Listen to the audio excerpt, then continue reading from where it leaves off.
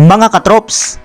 welcome back ulit sa aking channel, Sports React PH. At ngayon nga ay pag-uusapan natin ang balitang jackpot nga na po ang Dallas Mavericks kay Max Christie. Pag-uusapan na rin nga natin dito sa ating panibagong video, ang balitang posibleng pag-wave pa ng Los Angeles Lakers kay Maxi Kleber.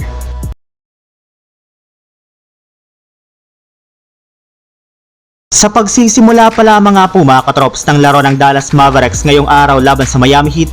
ay inanunsyo na nga po na hindi na rin dito maglalaro ang kanilang dalawang superstar na sina Kyrie Irving at Klay Thompson maliban sa mga manlalaro na nauna na nga po nagtamo ng injury,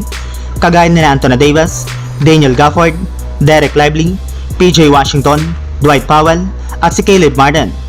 Pero sa kabila nga po ng napakahirap na sitwasyon ngayon ng Mavs ay nagawa pa rin nga po nila dito na manalo sa score na 118-113 sa pangunguna nga po ni Dante Exum na nagtala dito ng 27 points. Maliban nga po sa kanya ay malaki rin naman nga po naging impact dito ng kanilang bagong player na si Max Christie na sobrang consistent sa pagtatala nga po niya ng 19 points, 5 rebounds at 5 assists sa kanyang 8 out of 19 shooting sa field goal, kasama na dyan ang kanyang mga clutch shots para masil ang kanilang panalo. Kaya simula nga po nang maglaro ito sa Dallas Mavericks ay nakapagtala na nga po ito sa kanilang mga laro ng at least 15 plus points, kung saan mas napapakinabangan pa nga po talaga siya kesa kay Anthony Davis na inaasahang mawawala pa sa mga susunod na linggo. Samantala, punta naman tayo sa ating sunod na pag-uusapan sa balitang posibleng pag-wave pa ng Los Angeles Lakers kay Maxi Kleber. Sinabi na nga po mga katrops ni Alex Len sa kanyang interview na nag-a-adjust para naman nga daw po siya sa kanyang bagong team na Los Angeles Lakers. Hindi pa rin nga po niya maayos na napaprocess ang mga nangyari sa kanya ng mga nagdaang araw, since imbis nga po na pumirma siya sa Indiana Pacers ay naglaro nga po ito sa Los Angeles Lakers. Pero dahil nga po sa ipinakita nitong malamyang performance ay nararapat pa rin nga po talagang Lakers na kumuha ng isa pang bagong center sa buyout at free agency market, lalo pat expected nga daw po na meron silang dalawang player na tatanggalin pa sa kanilang lineup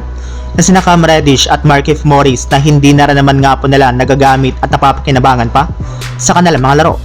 Yes, silang dalawa nga po ang inaasahang mga players ng Lakers na mawawala at tatanggalin sa mga susunod na araw. Pero ayon nga po sa kalalabas pa lang na balita ngayong araw,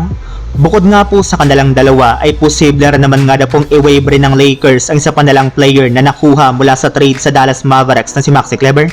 since hindi rin naman nga po ito makakapaglaro sa kanilang mga susunod na laban, kaya mas mabuti nga po natanggalin na lamang nila ito kesa manatili sa kanilang lineup.